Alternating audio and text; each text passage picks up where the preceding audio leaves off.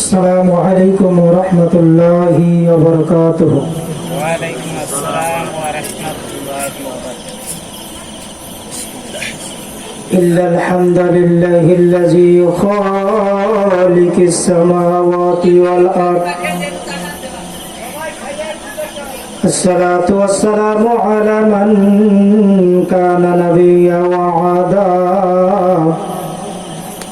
وعادم بين الماء والطين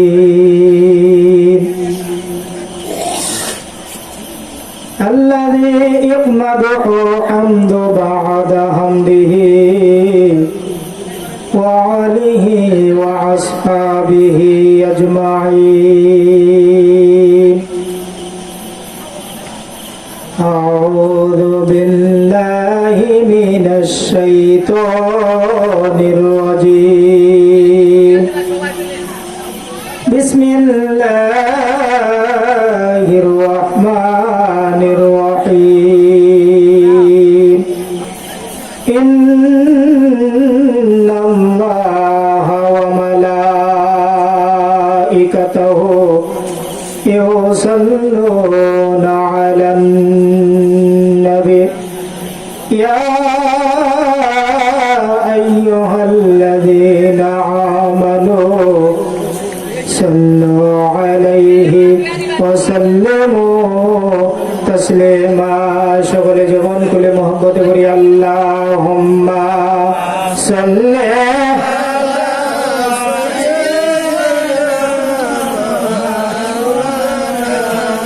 محمد وعلى آل سيدنا محمد. اللهم صل مولانا محمد وعلى آل سيدنا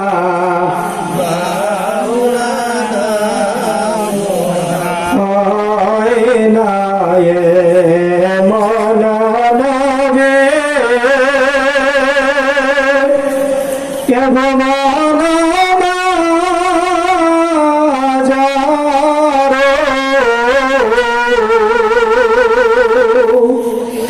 কোন কালে কোন দেশে পাপের কান্ডার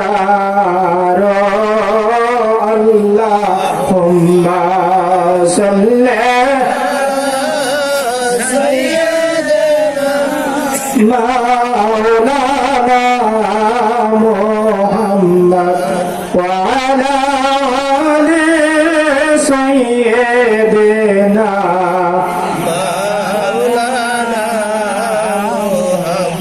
নবীজির ইশকের তীর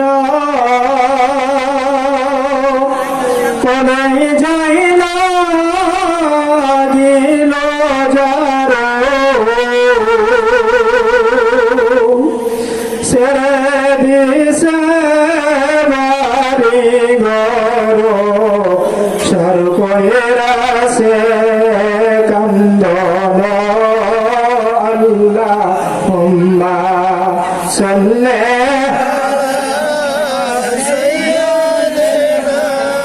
مولانا محمد وعلى آل سيدنا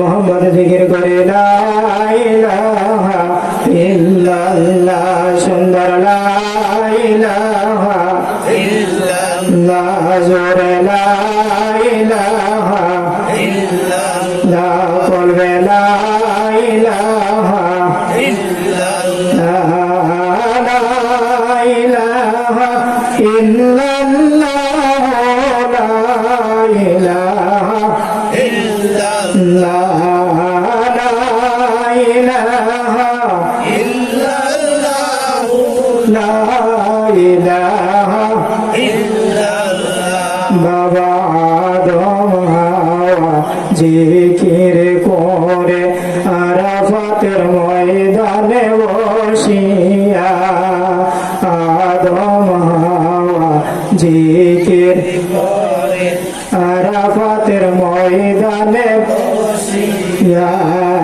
ইব্রাহিম নবী জিকির করে ওখানে কুণ্ডে বসিয়া ইব্রাহিম নবী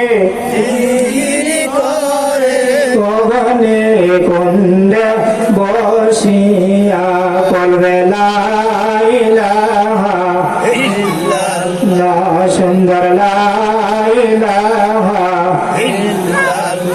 মুসা নবী জিকির করে তোর পাহাড়ে যাইয়া মুসা নবী জিকির করে তোর পাহাড়ে ইউনুস নবী জিকির করে মাছের পেটে পড়িয়া ইউনুস নবী জিকির করে মাছের পেটে পড়িয়া বলবে লা ইলাহা ইল্লাল্লাহ সুন্দর লা ইলাহা লা ইলাহা ইল্লাল্লাহ মুহাম্মাদুর রাসূলুল্লাহ সাল্লাল্লাহু আলাইহি ওয়াসাল্লাম। আমি একটি নাতে রাসূল গাইবো, আপনারা আমার সাথে সাথে গাইতে পারবেন না? রাসূলের প্রেম ভক্তি আমার সাথে সাথে গাইবেন সকলে। বলে নাই কে যাবে আই গো তোরা আই গো আই কে যাবে আই গো তোরা আই রে আমার দয়া নবে যে প্রেমে যারা আই গো দয়া নবে যে প্রেমে যারা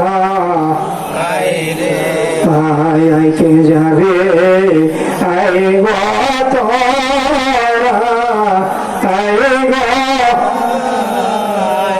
আমার দয়া নবে যে প্রেমে যারা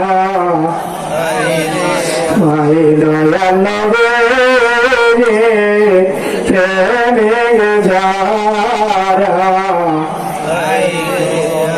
সরল সাধু মিষ্টভাষী দয়াল নবে সরল সাধু মিষ্টভাষী যে সত্যবাদী বলা তো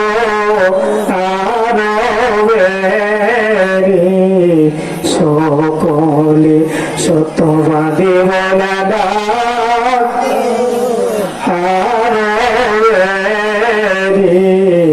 সকলে কে কে যাবে আই গো আই গো আমার দয়াল নবে যে প্রেমে যারা দয়াল নবে যে প্রেমে যারা 63 বছর কেঁদেছেন নবী উম্মতে 63 বছর কেঁদেছেন নবী উম্মতে এখনো দিতে আসে নবীজি এখনো দিতে আসে যে মৌলা যদি দিত পাখা মোদের লাগাইয়া লাইজো ও দে তো লাগাইয়া উইরা যাইয়া দেবতাম সোনা মদিনা উইরা যাইয়া দেবতাম সোনা মদিনার বৃক্ষ যদি আমরা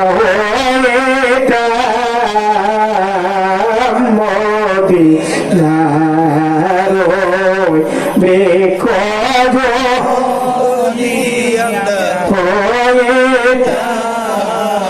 আমার দয়াল নবীর ছায়া দিয়া রাখি ইয়াতে নবীর ছায়া দিয়া মদিনার মাটি যদি আমরা মদিনার মাটি যদি আমার তেন বুকে জড়াই রাখিতাম দয়াল নবীরে বুকে জড়াই রাখিতাম কে যাবে আইব তোরা আইব আমার দয়াল নবীরে প্রেমের যারা আইব। আলহামদুলিল্লাহ, আজকে ঐতিহ্যবাহী চাঁদপুর আমার খাজা বাবার আশিক প্রেমিক আমার অত্যন্ত শ্রদ্ধাভাজন জনাব ইয়ার আলী মুজাদ্দিদি সাহেবের বাড়ি কর্তৃক আয়োজিত আজকের এই বাৎসরিক ওয়াজ মাহফিলের যিনি সম্মানিত সভাপতির আসন গ্রহণ করেছেন, আমাদের সকলের শ্রদ্ধাভাজন জনাব রোস্তম আলী তালুকদার সাহেব, অন্যান্য ওলামায়ে কেরাম, আমার দাদার বয়সী বাবার বয়সী মুরব্বী আনেজাম, সমবয়স্ক যুবক ভাইরা, চিনহের কচিকাচারা, পর্দার আড়ালে মা বোনেরা, সকলের স্তরে আমি গুনাহগারে সালাম। আসসালামু আলাইকুম ওয়া রাহমাতুল্লাহি ওয়া বারাকাতুহু। ওয়া আলাইকুম আসসালাম ওয়া রাহমাতুল্লাহ। প্রথমে মহান আল্লাহ রাব্বুল আলামিনের দরবারে লাখো কোটি শুকরিয়া আদায় করি যে মহান আল্লাহ রাব্বুল আলামিন আমাদেরকে আজকের এই আজিমুশ শারিয়াতুল জান্নাহ বেহেশতের বাগানে আসার এবং বসার জন্য তৌফিক দিলেন। এই জন্য সকলেই অন্তরের অন্তঃস্থল থেকে শুকরিয়া আদায় করি। সকলে বলি আলহামদুলিল্লাহ। অসংখ্য দরুদ ও সালাম আমার আপনার নবী রাহমাতুল লিল আলামিনের নূরানী কদম মোবারকে লক্ষ কোটি দরুদ ও সালাম। সকলে বলি সাল্লাল্লাহু আলাইহি ওয়াসাল্লাম। লক্ষ কোটি কদম মুসি খাজা বাবা এনায়েতপুরি খাজা বাবা শুম্ভগঞ্জে পৌত পবিত্র কদম মোবারকে লক্ষ কোটি কদম বসি আমার আকা আমার মহান মাসুক খাজা বাবার নূরানী দ্বিতীয় সাহেবজাদা, যিনি খাজা বাগ এবং খাজাইনে রহমত দরবার শরীফের প্রতিষ্ঠাতা পীর মুর্শিদ বহু ভাষাবিদ আলহাজ রেজাউল হক রেজা শাহ নকশেবন্দি মুজাদ্দিদের পৌত পবিত্র কদম মোবারকে লক্ষ কোটি কদম বসি আল্লাহ রাব্বুল আলামিন আজকের এই রিয়াজুল জান্নাহ বেহেশতের বাগানে আসার এবং বসার জন্য তৌফিক দিলেন।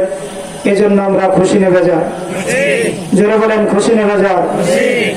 লম্বা আলোচনা হবে না, আমি গুনাহগার, আপনাদের সামনে আলোচনা করার যোগ্যতা নেই আমার।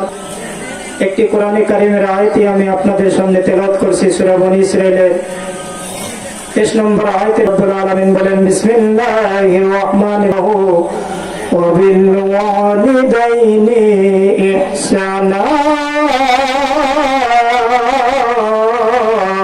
আল্লাহু আকবার। আপনার উম্মতদেরকে জানিয়ে দেন আমি আল্লাহর ফয়সালা হলো দুইটা। এক নম্বর ফয়সালা হলো আল্লাহ রাব্বুল আলামিন ঘোষণা করেন, ওয়াকাদা রাব্বুকা আল্লা তা'বুদু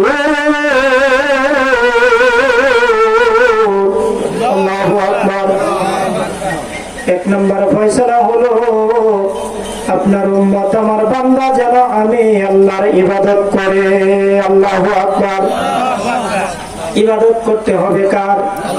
জোরে বলেন।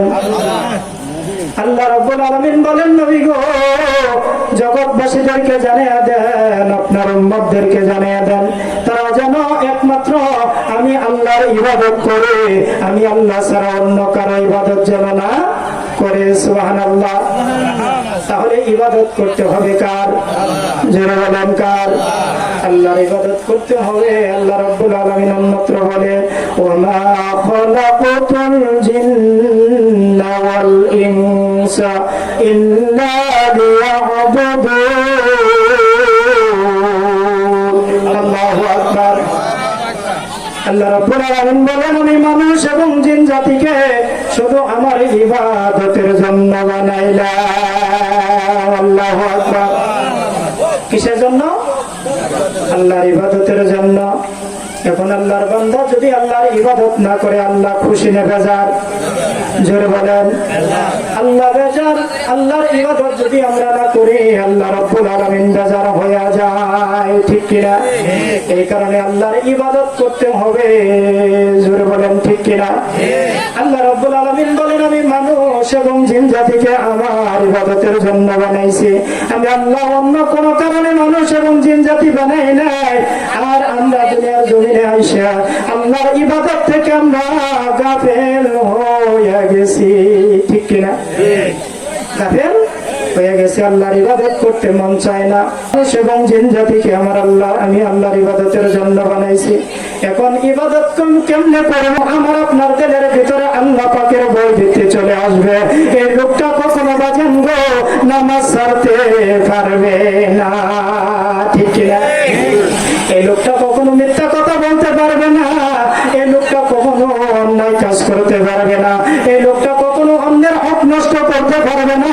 এই লোকটা কখনো আল্লাহর হুকুম অমান্য করতে পারবে না। তাহলে আল্লাহর ভয় ভীতি আমার আপনার দিলের ভিতরে থাকা দরকার আছে না নাই? জোরে বলেন, আছে না নাই? আল্লাহর ভয় ভীতি আমার আপনার দিলের ভিতরে থাকতে হবে। ইবাদতের স্বাদ যদি মজা যদি আমি আপনি বুঝতে চাই, এখন আমি আপনি যখন ইবাদত করি, বলতে পারেন হুজুর ইবাদত করে নামাজ পড়ে, কিন্তু নামাজের মধ্যে স্বাদ মজা লাগে না, ঠিক কিনা? নামাজের মধ্যে স্বাদ পাই না, মজা পাই না। আমি আপনি বিরিয়ানি খাইলে আমার আপনার মুখের মধ্যে স্বাদ লাগে, মজা লাগে, ঠিক কিনা? কিন্তু যখন আমি আপনার রূপে করি, সাজদা করে, আমার আপনার দিলের ভিতরে কোনো স্বাদ মজা লাগে না। এই স্বাদ মজা যদি লাগাইতে চান, ইবাদতের মধ্যে যদি স্বাদ মজা আনতে চান, জানবো তাহলে কি করতে হবে? আল্লাহর ভয় ভীতি আমার আপনার দিলের ভিতরে আগে ফিট করতে হবে। আল্লাহর ভয় ভীতি যদি আমার আপনার দিলের ভিতরে না থাকে, ইবাদতের মধ্যে কোনো স্বাদ মজা লাগবে না। আল্লাহু আকবার। জিকির করে না পারে দেওয়া না বাজন মানে আশা ছিল যাব সোনা মদিনায়, আমার মনে যাব সোনা মদিনা, করবে না ইলাহা ইল্লাল্লাহ, সুন্দর লা ইলাহা ইল্লাল্লাহ, ইলাহা ইল্লাল্লাহ মুহাম্মাদুর রাসূলুল্লাহ সাল্লাল্লাহু আলাইহি ওয়াসাল্লাম। জিকির করলে ভালো লাগে না খারাপ লাগে? আল্লাহ রাসূল বলেন, যাদের দিলের ভিতরে আল্লাহ পাকের জিকির থাকবে, আল্লাহ পাকের ভয় ভীতি থাকবে, এই লোকটা কখনো নামাজ ছাড়তে পারবে না। যার দিলের ভিতরে আল্লাহর ভয় ভীতি থাকবে, জিকির থাকবে, এই লোকটা কখনো অন্যায় কাজ করতে পারবে না। তাহলে বেশি বেশি করে জিকির করা দরকার আছে না নাই? এখন আমি আপনি নামাজ পড়তেছি, আল্লাহর হুকুম, ইবাদত বন্দেগী করতেছি। ইবাদত শুধু নামাজই ইবাদত না, ঠিক না বেঠিক? শুধু নামাজই ইবাদত না। নামাজ পড়ার পরে যখন আপনি সাংসারিক কোনো কাজ করবেন, তখন মাঠের ময়দানে কাজ করবা, যখন কোনো ব্যবসা বাণিজ্য করবা, চাকরি নাকরি করবা, তোমরা কি করো? আল্লাহর জিকির থেকে তোমাদের দিলকে গাফিল করিয়া দিও। আল্লাহর জিকির থেকে তোমরা যখন গাফিল হয়ে যাইবা,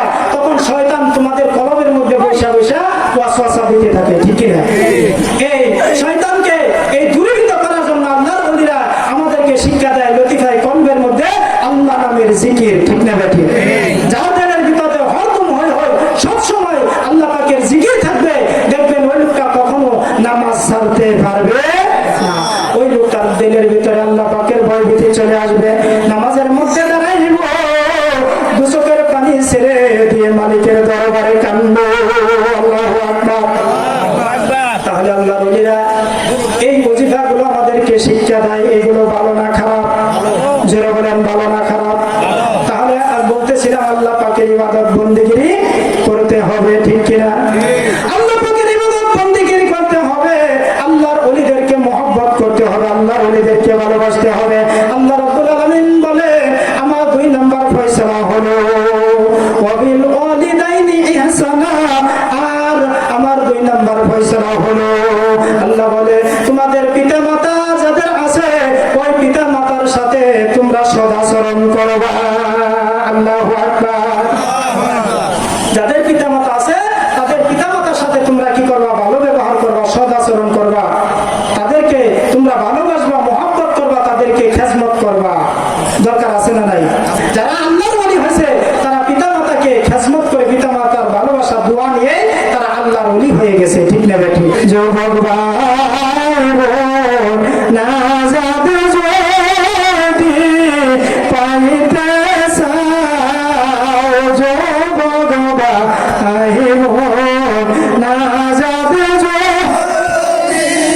পাইতে চাও, আল্লাহর হুকুম মেনে তোমরা বাবা মায়ের সেবা করে যাও।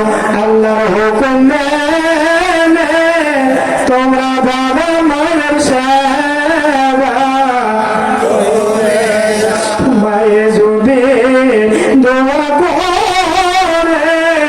বাইগ তোমারে, বাবাই যদি দোয়া করে তোমার আল্লাহর ওলি হয়ে যাবা জগতে, আল্লাহর ওলি হয়ে যাবা জগতে, ঠিক কিনা?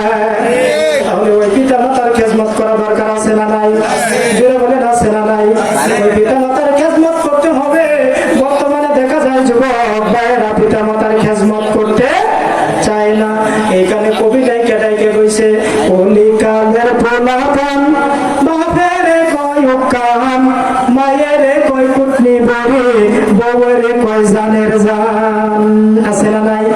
হ্যাঁ, বউ পাই মা বাবা ভুলে যায়। আল্লাহ রাসূল বলে, যারা মা বাবার দিলের ভিতরে কষ্ট দিল, আঘাত দিল, ওই লোকগুলো যত নামাজ রোজা হজ যাকাত যাই কিছু করুক না কেন, ওই হজ রোজা নামাজ রোজা আল্লাহর দরবারে কবুল হবে না, ঠিক কিনা?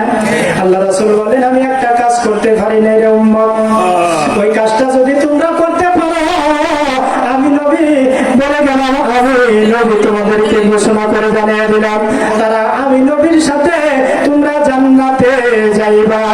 জোরে জোরে কই সুবহানাল্লাহ। সাহাবায়ে কেরাম আরজ করলেন, ইয়া রাসূলুল্লাহ, ইয়া হাবিবাল্লাহ, আপনি কি কাজ করতে পারেন নাই?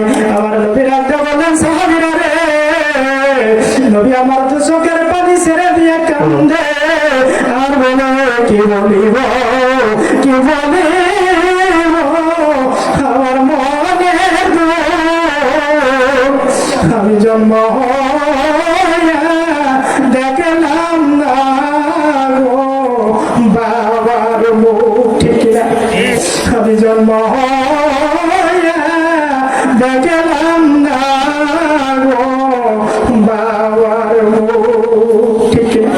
নবী আমার ডাকতে বলে, আমার জন্মের পরে আমি আমার বাবার মুখ দেখতে পারি না, আমি আমার আব্বাকে আব্বা বলে ডাকতে পারি না। আমার বয়স যখন 6 বছর হয়ে গেল, আমার মা আমাকে ছেড়ে চলে গেল। আল্লাহু আকবার। নবী আমার ডাকতে বলে, সাহাবীরা রে, ও উম্মত শোনো, ওই মা বাবার খেদমত যারা করতে পারে না, তারা আমি নবীর সাথে জান্নাতে থাকবা। জোরে জোরে বলা যাবে কি আল্লাহু আকবার। কত কষ্ট করেছে বাবা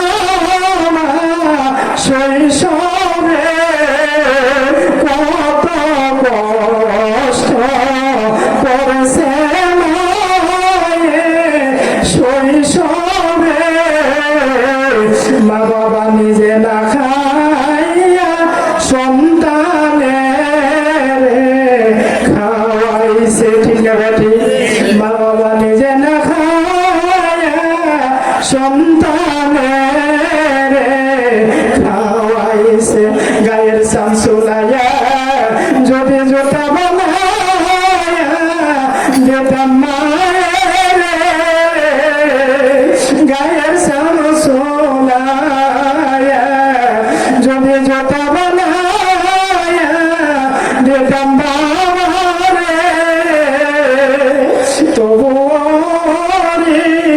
শোধ হবে না এই হবে, ঠিক না?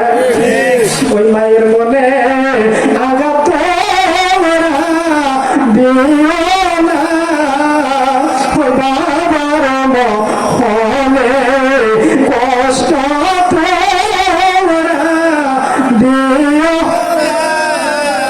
ওই মা বাবার মনে কষ্ট দিলে আমার আল্লাহ সহ্য করে না, ঠিক না?